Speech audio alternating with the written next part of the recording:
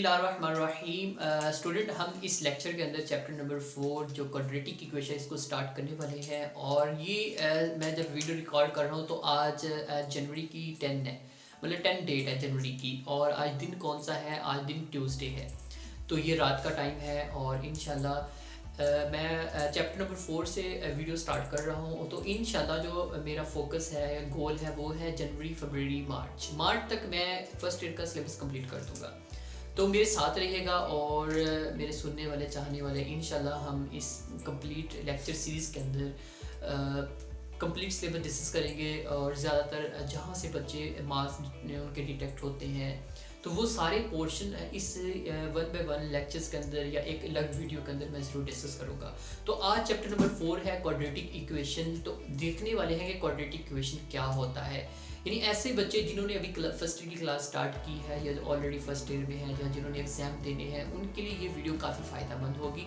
तो इसमें हम देखेंगे कि क्वाड्रेटिक इक्वेशन क्या होता है, क्वाड्रेटिक इक्वेशन के रिलेटेड प्योर क्वाड्रेटिक इक्वेशन क्या होता है, लीनियर क्वाड्रेटिक इक्वेशन क्या होता है, और किसी भी क्वाड्रेटिक इक्वेशन को सॉल्व करने के कितने मेथड हैं।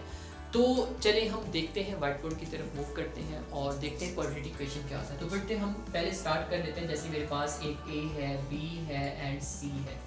तो ये इंग्लिश में क्या है, इसको कहते हैं लेटर्स कहते हैं, लेकिन मैथ के अंदर इसको क्या बोलते हैं? मैथ में इसको बोलते हैं कांस्टेंट।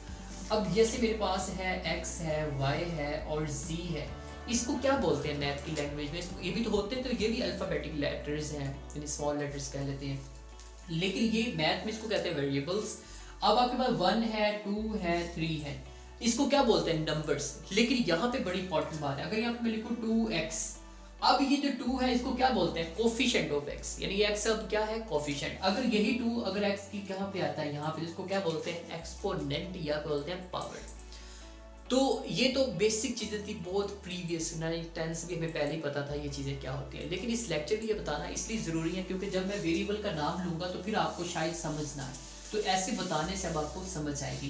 तो बेटे एक मैं फॉर्म लिखने वाला हूँ, जैसे मैंने लिखा ax² plus bx plus c, और मैंने इज इक्वल टू क्या लिख दिया? 0।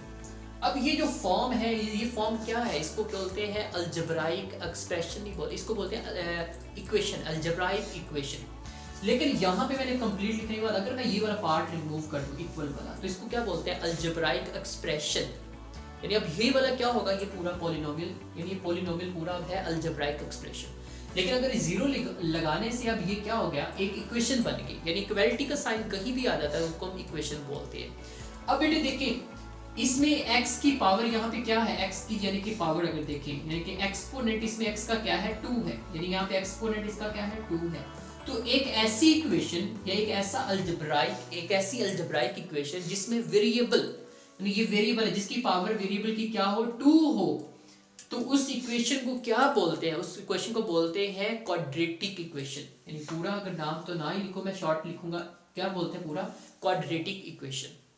तो अगर ये बात तो होगी क्वाड्रेटिक इक्वेशन की, अगर इसमें हम एक बात रिमूव कर देते हैं, यानी इसमें ये वाला x वाला पोर्शन रिमूव कर देते हैं, तो अब इसमें देखिए x² की पावर तो है 2 है, तो ये क्वाड्रेटिक ही, लेकिन इसमें x गायब हो गया, मतलब खालस x आ गया, मतलब वेरिएबल 2 चाहिए तो वही है और कोई वेरिएबल नहीं है। तो ऐसी इक्वेशन को क्या बोलते हैं? इसको बोलते हैं प्योर क्वाड्रेटिक इक्वेशन। यानी ये अब इक्वेशन कौन सी है? प्योर क्वाड्रेटिक इक्वेशन, पूरा लिख लेते हैं। अब ये इक्वेशन कौन सी है? Pure quadratic equation. अब लास्ट और इस लेक्चर का जो लास्ट इक्वेशन जो मैंने डिस्कस करनी थी वो है लीनियर इक्वेशन। लीनियर इक्वेशन क्या होती है? वही पहले मैं पूरी इक्वेशन लिख लेता हूँ। मेरे पास यहाँ पे क्या था? bx था जो मैंने रिमूव किया था। लीनियर इक्वेशन कहते हैं एक ऐसी इक्वेशन जिसमें वेरिएबल की पावर 1 हो। अब यहाँ पे वेरिएबल की पावर नहीं नजर आ रही, लेकिन है तो 1 ही ना, इसकी पावर में कुछ ना तो 1 होता है।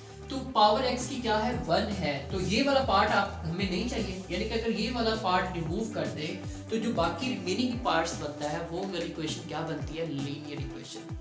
तो ये था ओवरव्यू इक्वेशन का, लेकिन इसमें थोड़ी सी कंडीशंस हमने लागू करके पढ़ना है ताकि एग्जाम में जो एमसीक्यू टाइप का आता है, जिन बच्चों के पेपर होने वाले वो भी, या जो बच्चे अभी स्टार्ट कर रहे हैं इस फर्स्ट ईयर को, उनके लिए दोनों हेल्पफुल है।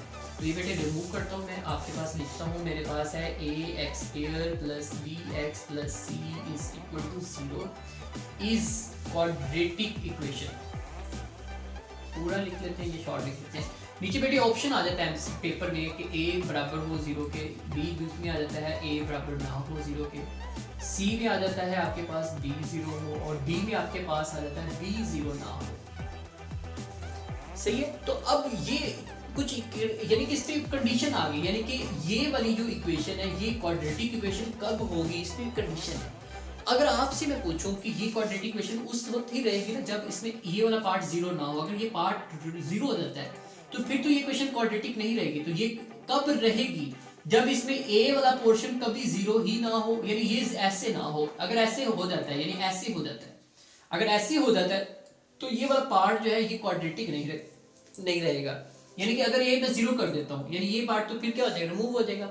तो बाकी पार्ट में वेरिएबल पार्ट 1 हो जाएगी, वो क्या बन जाएगी, लीनियर बन जाएगी। तो इसलिए ये इसके ऊपर कौन सी कंडीशन लगती है, इसके ऊपर ये वाली कंडीशन लगती है कि ए इसमें क्या 0 ना हो। अब यही मैं बना देता हूँ कि इज प्योर क्वाड्रेटिक इक्वेशन, यानी कि अब ये प्योर में भी क्या होना चाहिए, प्योर में होता है कि इसमें ये x का जो मिक्सचर है, यानी x जो हमने मिक्स किया हुआ है ये ना हो। तो x कब नहीं होगा, यानी x को हमने रिमूव करना तो प्योर बनाने के लिए, तो इसमें रिमूव किस पार्ट को करना पड़ेगा, ये वाला। तो इसमें b की वैल्यू अगर आ जाए हमारे पास 0, तो ये पूरी जो इक्वेशन है ये क्या बन जाएगी, प्योर क्वाड्रेटिक इक्वेशन। अब लीनियर की अगर बात पूछे तो लीनियर में क्या होता है कि ये वाला पार्ट रिमूव हो जाए, यानी कि ये वाला पार्ट। तो इसमें कौन सा पार्ट रिमूव करना है हमें, पहला पार्ट जो ए एक्स कह रहा है, यानी ए इसमें ना हो। तो अगर लीनियर बनाना हो तो इनका ये मैं लिखूं थोड़ा सा कि इज ये क्या होता है, लीनियर। तो ये वाली जो है लीनियर इक्वेशन कब होगी, लीनियर इक्वेशन कब होगी जिसमें ये वाला पार्ट ना हो। मतलब ए अब अगर हम क्या करते हैं, ये मैं दोनों को रेस कर देता हूँ, अगर इसमें ए को हम क्या करते हैं 0 कर दें तो ये पूरी इक्वेशन क्या बन जाती है, लीनियर इक्वेशन। तो आई होप आपको इसकी समझ आ गई होगी। अब लास्ट पे एक और बात होती है कि क्वाड्रेटिक इक्वेशन को सॉल्व करने के कितने मेथड हैं, तो वो 1 बाय 1 हम इसमें डिस्कस भी करेंगे, लेकिन आज हम सिर्फ उसके नेम लेंगे कि नेम के मुताबिक पढ़ेंगे कि वो कौन से मेथड हैं। तो फर्स्ट मेथड जो है बेटे क्वाड्रेटिक इक्वेशन को सॉल्व करने का, क्वाड्रेटिक इक्वेशन जिसकी पावर 2 होती है उसको सॉल्व करने के 3 मेथड हैं। तो वो 1 बाय 1 हम देख लेते हैं कौन से मेथड हैं, और देन इंशाल्लाह नेक्स्ट लेक्चर के साथ, इस सीरीज के साथ वो हम मेथड पढ़ेंगे। तो फर्स्ट मेथड बच्चे क्या होता है, फैक्टराइज होता है। सेकंड मेथड क्या होता है, कंप्लीटिंग स्क्वायर होता है। और उसके बाद फिर क्या होता है, क्वाड्रेटिक फार्मूला। तो ये बेटे आपके पास कितने मेथड हैं, इसके टोटल 3 मेथड है। कंप्लीटिंग स्क्वायर अगर पूरा लिख ले तो ऐसे बनेगा, कंप्लीटिंग स्क्वायर। फर्स्ट कौन सा है, फैक्टराइजेशन। तो किसी भी क्वाड्रेटिक इक्वेशन को सॉल्व करने के 3 मेथड है। कौन सा, एक है फैक्टराइजेशन, दूसरा है कंप्लीटिंग स्क्वायर, तीसरा है क्वाड्रेटिक फार्मूला। तो आई होप आपको आज का जो बेसिक लेक्चर है जिसमें हमने इक्वेशंस पढ़ी थी, और हाँ एक बात और जो मैंने आपको बतानी ज़रूरी समझना थी वो मैं भूल गया कि क्वाड्रेटिक इक्वेशन के कुछ नाम होते हैं। क्वाड्रेटिक इक्वेशन या उसका दूसरा नाम होता है सेकंड डिग्री इक्वेशन। और जो हमने इक्वेशन लिखी थी इस इक्वेशन को भी एक खास नाम कहते हैं, वो भी आपको मेरे बच्चों पता होना चाहिए। ax² + bx + c = 0। तो इफ अगर साथ क्या लिखते हैं, a 0 ना हो, इफ कटिंग करते कॉमा लगाते हैं यहाँ पे, इसको क्या बोलते हैं, पूरी को बोलते हैं general form of quadratic equation, या standard form of quadratic equation, या general form of second degree equation, या general form of second degree equation. दूसरा इसका क्या है, सेकंड डिग्री या general form of second degree equation. तो ये बच्चों आपको यानी इसका नाम भी पता होना चाहिए। तो आई होप आपको आज के लेक्चर के अंदर इंट्रोडक्टरी लेक्चर है ये हमारे पास क्वाड्रेटिक इक्वेशन का, जिसको उसकी समझ आ गई होगी। आई होप इंशाल्लाह नेक्स्ट भी हम इसका डिटेल के अंदर इसके क्वेश्चन करेंगे और 1 बाय 1 हम जरूर समझते जाएंगे। उम्मीद करता हूँ आपको ये वीडियो अच्छी लगी हो। अगर आप मेरी वीडियो अच्छी लगी हो तो ज़रूर शेयर करिएगा, और चैनल को सब्सक्राइब भी करो। नीचे कमेंट्स में अपना नाम ज़रूर लिखिएगा। ओके, अल्लाह हाफिज़।